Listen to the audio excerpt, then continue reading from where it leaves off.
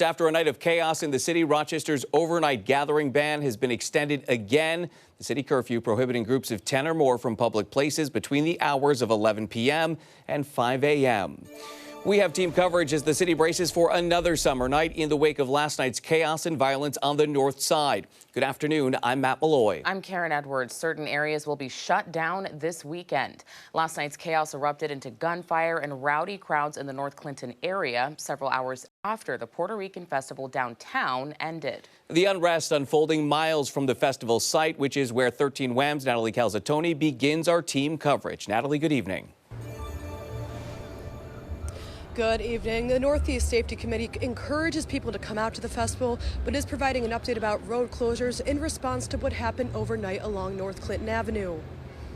While speaking on behalf of the committee, Miguel Melendez says tomorrow, starting at 6 p.m., North Clinton Avenue will shut down at certain checkpoints, as it has in years past. The closure is predominantly between Upper Falls and Avenue D. This follows Rochester police saying it took hours to get a large crowd of several hundred people under control overnight. An occupied home and several vehicles were struck by gunshots. No one was hurt. Melendez says businesses have been notified of the road closures and they will be allowed to stay open. He says the reason for the closures is to prevent large groups from forming earlier in the day.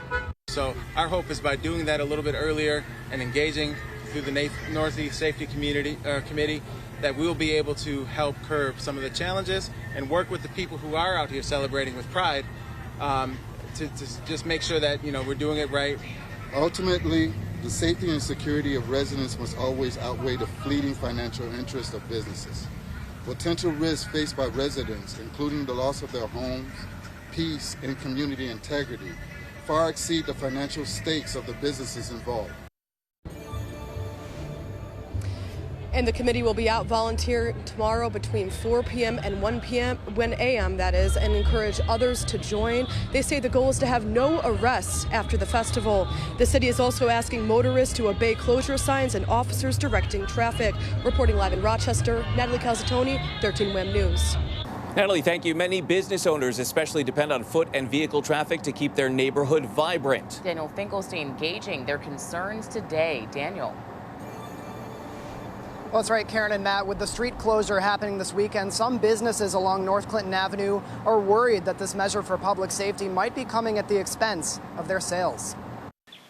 As police investigate chaotic events along North Clinton Avenue early this morning, neighbors and businesses are now expecting a major road closure as the annual Puerto Rican Festival wraps up. On Saturday at 6 p.m., the city will shut down North Clinton between Upper Falls and Avenue D and Joseph Avenue between Avenue D and Clifford Avenue. Our businesses are pretty much taking a hit because 4 hours of losing business is a good chunk of money. Vendors like Gustavo Abarca set up on North Clinton selling Puerto Rican flags. I don't agree with it. I don't agree with it.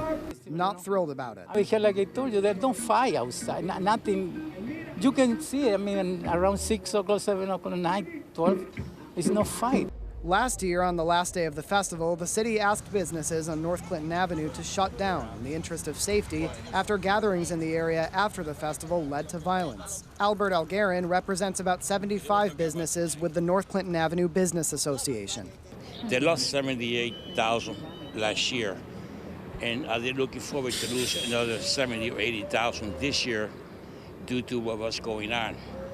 I understand that the police has to think about safety. Ultimately, Algarin thinks the closure is too early and doesn't want merchants to miss out on critical sales.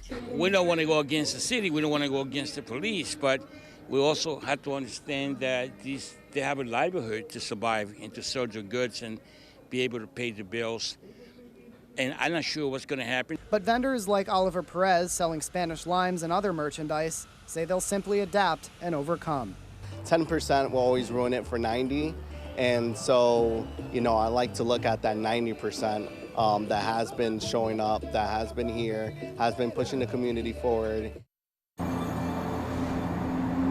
And Perez tells me tomorrow he'll more than likely be moving closer to the Liberty Pole because of that closure on North Clinton.